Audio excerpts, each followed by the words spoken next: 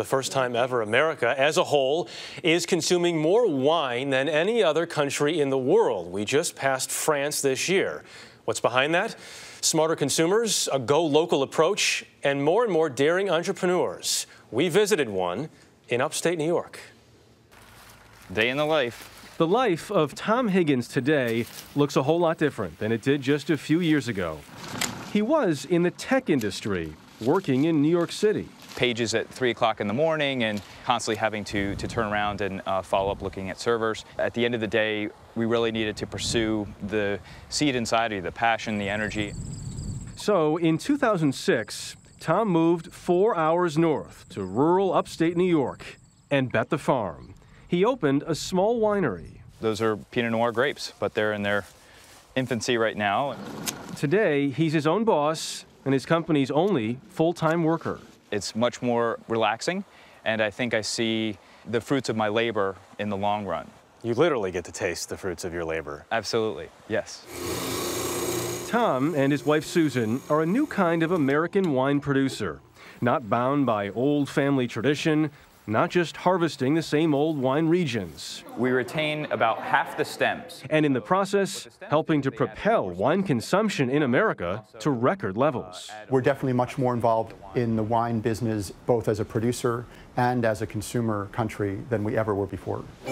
For the first time ever, the U.S. is drinking more wine than any other country in the world. More than even the classic connoisseurs, the French. Why?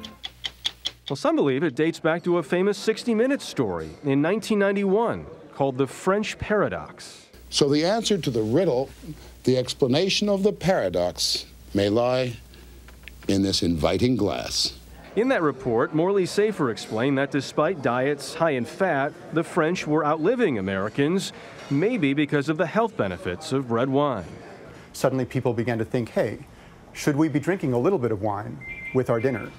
And that really drove a lot of the activity in the wine industry and a lot of the boom that we see now 20 years later. Today, wine is more accessible than ever. In 35 states, you can pick up a bottle or even a box in your local grocery store. And we're not just drinking more wine, we're also producing it in places that decades ago you'd never imagine. You can make great wines here in the Midwest. Illinois produces over 1 million gallons of wine a year now. You have wine in 50 states, but you have really good top quality wine in a lot more states than you ever have before. Chips.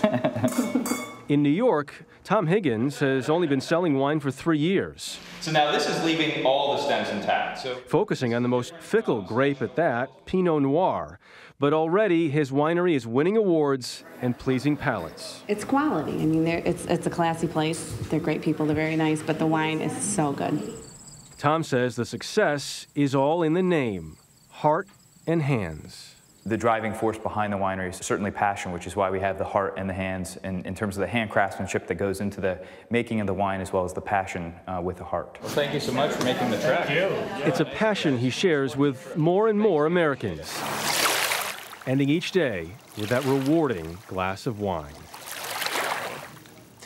And because we do research here, we get involved. You have to get involved in the stories, right? We have actually 2 wines from Heart and Hands here this morning, which I brought for you. This is the award-winning Pinot Noir? This is the Barrel Reserve Pinot Noir, okay. Right, which has been, honestly, smells fantastic. It does From the smell minute they fantastic set the here. glass down, I've been dying to try it because it smells Okay, well then dig delicious. in. So by the way, the nose, I have my tasting notes here because my palate is weak at best. Hints of pomegranate, berry, cloves, spice, tempting the senses. I taste a little spice. Do you like that? Am I Right. selling it? Am I selling it? Chef Glor.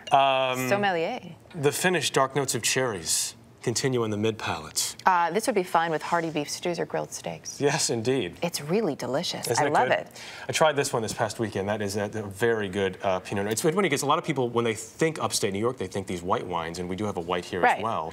But Tom decided to focus on the reds, and again, sort of redefining what we think of that area. Not just New York, but we mentioned Illinois is doing things a different way as well. So this is a white, but he's actually using the same grape that he uses for the Pinot Noir? Right, that's the polarity. Okay. The nose, you're getting aromas of vanilla custard, mango, and baked peaches. you pick all those up? I made a mango salsa last night. I tasted in here. How about that? It's Coming delicious. back again. It's not too sweet. I like it. Really good stuff. If you get a chance to check out the Finger Lakes, it's probably worth a trip. Stop by. Visit Tom. For the views, for the wine, for everything else. Cheers. We'll drink to that. Yes. Just ahead. Cheers.